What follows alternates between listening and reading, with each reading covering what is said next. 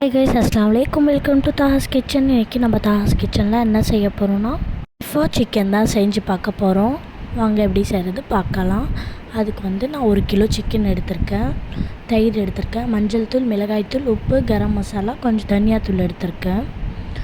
ஒரு பாத்திரத்தில் நான் எடுத்து வச்சுருந்த பொடி மசாலாலாம் போட்டுக்கிறேன். அதுக்கப்புறமா தயிர் போட்டுக்கிறேன். போட்டு நல்லா மிக்ஸ் பண்ணிடுறேன். மிக்ஸ் பண்ணிட்ட பிறகு நான் எடுத்து வச்சுருந்தேன் சிக்கன் நீட்டாக கழுவி தண்ணி எல்லாம் க்ளீன் ட்ரை ஆன உடனே நம்ம அதெல்லாம் எடுத்து மிக்ஸ் பண்ணிடலாம். சிக்கனை இதில் நல்லா மேக்னேட் பண்ணி ஒரு 2 மணி நேரம் 3 மணி நேரம் நம்மளுக்கு எவ்வளோ வேணுமோ அப்படி பண்ணி நம்ம வச்சிடலாம். இந்த மாதிரி பண்ணி வச்சாக்கா டேஸ்ட்டு ரொம்ப நல்லா இருக்கும். அந்த சிக்கன் எவ்வளோ நல்லா ஊறுதோ அவ்வளோ நல்லா வரும். நானே இது யூடியூப்பில் பார்த்து தான் செய்கிறேன். இது நான் ஃபஸ்ட் டைம் செய்கிறேன், சாப்பிட்டது கூட கிடையாது. இது ஃபஸ்ட் டைம் நான் செய்கிறேன்.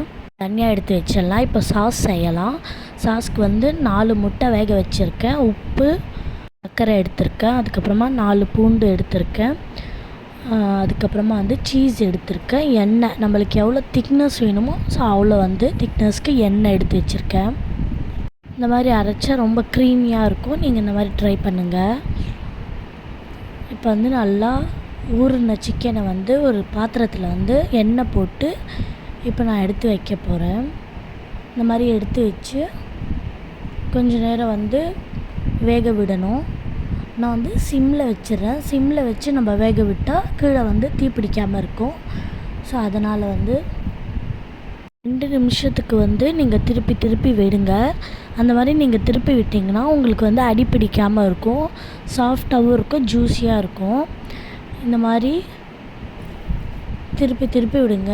இப்போ நம்ம எடுத்து நம்ம செஞ்சு வச்சுருந்தோம் இல்லையா, அது இந்த சிக்கனில் மேலே லைட்டாக தடவிட்டு கொஞ்சம் நேரம் இறக்கிடுங்க. தாஹாஸ் கிச்சனுக்கு லைக் பண்ணுங்கள், கமெண்ட் பண்ணுங்கள், ஷேர் பண்ணுங்கள், சப்ஸ்கிரைப் பண்ணுங்கள். அஸ்ஸலாமு அலைக்கும்.